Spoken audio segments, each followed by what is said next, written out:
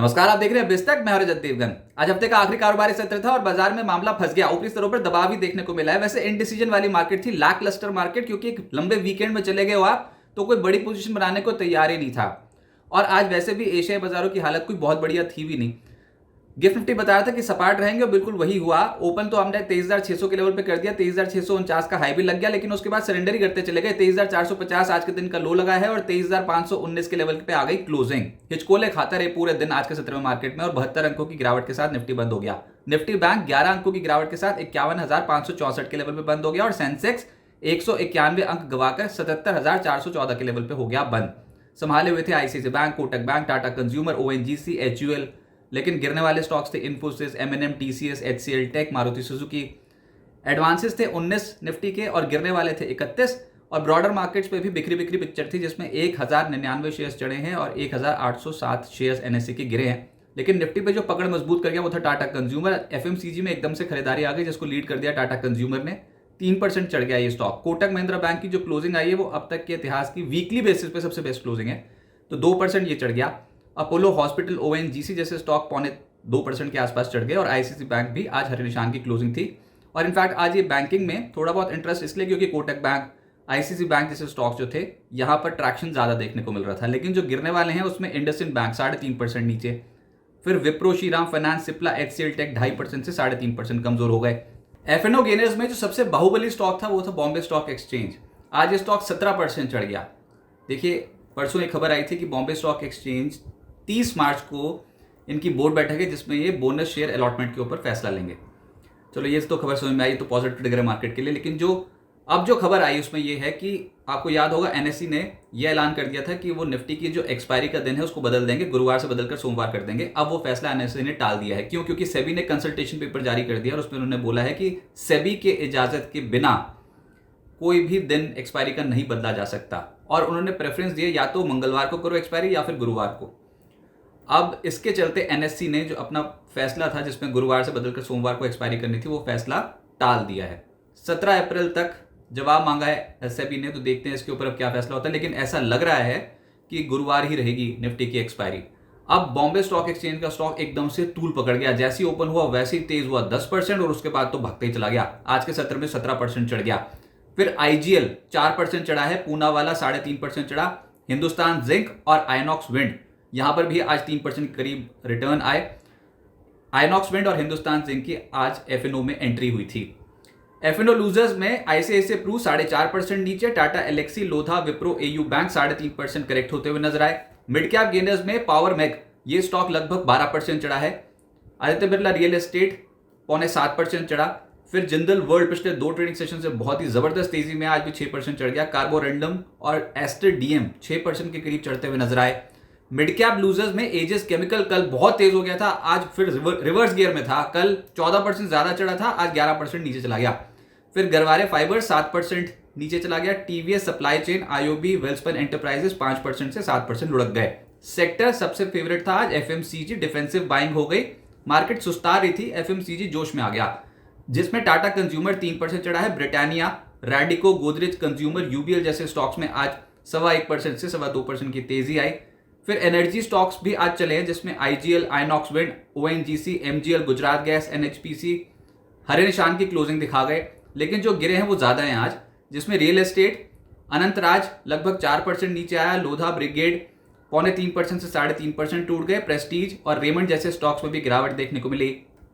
IT stocks में भी आज गिरावट देखने को मिली, जिसमें एलटीआईएम, विप्रो 3.5% टूटे हैं। परसिस्टेंट, एचसीएल टेक और इन्फोसिस 2% से 3.25% टूट गए। ऑटोज का तो बैंड ही बजा पड़ा है इस हफ्ते। अब टैरिफ वॉर है और उस पर देखना भी है फिर हर कंट्री पे कितने कितने टैरिफ लगते हैं। लेकिन डोनाल्ड ट्रंप पहले ही बात कर चुके हैं कि जो उनकी कंट्री में इंपोर्ट होंगे ऑटो और जो यूएस में मैन्युफैक्चर नहीं होंगे, जो इंपोर्ट होंगे उस पर वो 25% का टैरिफ लगा देंगे दुनिया भर में जहां पर भी बने होंगे गाड़ियां या फिर छोटे ट्रक्स। तो फिर आप ये समझो कि ऑटोज तो इस हफ्ते कांप ही रहे हैं ग्लोबली। हमारे मार्केट कैसे पीछे छूट जाएंगे। आज जो गिरे हैं उसमें MNM, Maruti, Ashok Leyland, TVS motor, Bajaj auto 1.5% से 2.5% नीचे आ गए, चाहे लिंक हो इस टैरिफ पॉलिसी से या फिर ना हो। जब पिटने को आते हैं तो सब पिट जाते हैं।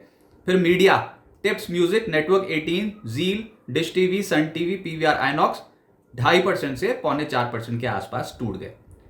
अब आगे क्या होगा देखिए, एलोंगेटेड वीकेंड पे चले गए हो आप, 31 मार्च सोमवार को ईद के मौके पर भारतीय बाजार बंद रहेंगे। तो इतने बड़े छुट्टियों के चलते अगर कुछ भी डोनाल्ड ट्रंप ने बोल दिया बीच में, तो आप सोच सकते हो कि अमेरिकन मार्केट भी तनाव में आ जाएंगे। आज देखना होगा अमेरिकन मार्केट कैसे रहेंगे, उसके बाद सोमवार को कैसे रहेंगे ग्लोबल मार्केट, उसको भी देखना होगा।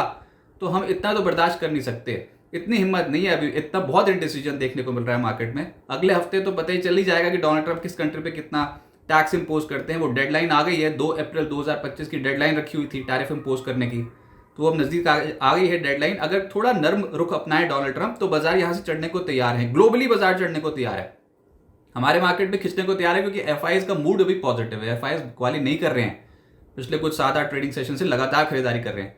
तो देखते हैं कि एफआईएस ने यहाँ से खरीदारी बढ़ा दी तो फिर तो कमाल ही हो जाएगा। अगर आपको हमको सबको पता है कि टैरिफ वॉर छिड़ी हुई है और वो डेडलाइन आ गई नजदीक, तो क्या एफआईएस को नहीं पता? क्या एफआईएस को भी तो पता है कि वो डेडलाइन आ गई नजदीक, क्यों कर रहे हैं खरीदारी? शॉर्ट कवरिंग कर रहे हैं चाहे, लेकिन क्यों अपने शॉर्ट्स काट रहे हैं, ये बहुत बड़ा सवाल है।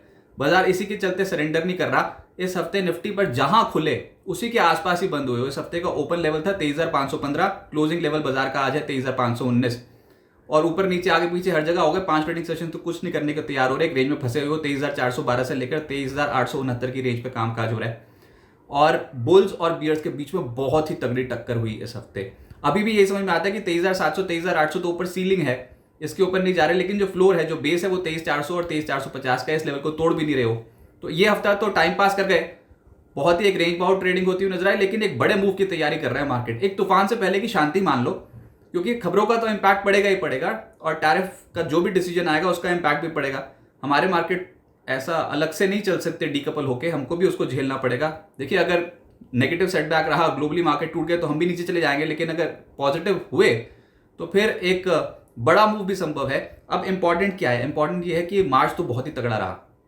अप्रैल सीरीज में एक तो ये डोनाल्ड ट्रंप की टैरिफ वॉर, ये बहुत बड़ा एक इंपैक्ट डालेगी। फिर उसके बाद 7 से 9 तारीख को एमपीसी आरबीआई की पॉलिसी बैठक है, तो आरबीआई का डिसीजन आना है इंटरेस्ट रेट्स के ऊपर, तो ये एक और इंपैक्ट डालेगा। उसके बाद फिर रिजल्ट सीजन है, सबसे बड़ा ट्रिगर मार्केट के लिए रिजल्ट्स ही है। बाकी तो सब कुछ हम झेल जाएंगे, रिजल्ट्स अच्छे आ गए तो उसके बाद तो दौड़ लगाएगा मार्केट, लेकिन अगर रिजल्ट्स खराब आ गए तो फिर आप एक्सीडेंट्स भी देखोगे मार्केट पे होते हुए। यही है इंडिसीजन जो मार्केट पे हावी रहेगा। तो रिजल्ट सीजन बहुत बड़ा इंपैक्ट डाल सकता है, और साथ साथ आरबीआई पॉलिसी। अप्रैल में आमतौर पे मार्केट हेल्दी रहती है, अच्छी रहती है। पिछले 10 में से 8 बार अप्रैल सीरीज में पॉजिटिव रिटर्न दिया मार्केट ने। लेकिन अभी जिस हिसाब से आप एकदम से ताबड़तोड़ भागे हो लोअर एंड से, 21,964 से भागते भागते मार्च में आप 23,519 के लेवल पे क्लोज कर गए हो, तो बहुत ही कमाल कर दिया ना। अब यहाँ पर आके मार्केट थोड़ा सुस्ता रहा है, लेकिन ये ज़्यादा समय तक नहीं सुस्ता सकता। एक चाल ड्यू है। अब देखते हैं कि ट्रंप की पॉलिसीज ज़्यादा हावी होती है या फिर हमारे अपने घरेलू फैक्टर्स, एफआईएस की बाइंग, और रिजल्ट सीजन से पहले अगर यहाँ से और कुछ खरीदारी हुई तो वो मार्केट को नए लेवल से ले जा सकती है। लेकिन अभी थोड़ा इनडिसीजन वाला मूड माहौल है। देखते हैं अगले हफ्ते ये जो दायरा है मार्केट का, ये किस और टूटता है।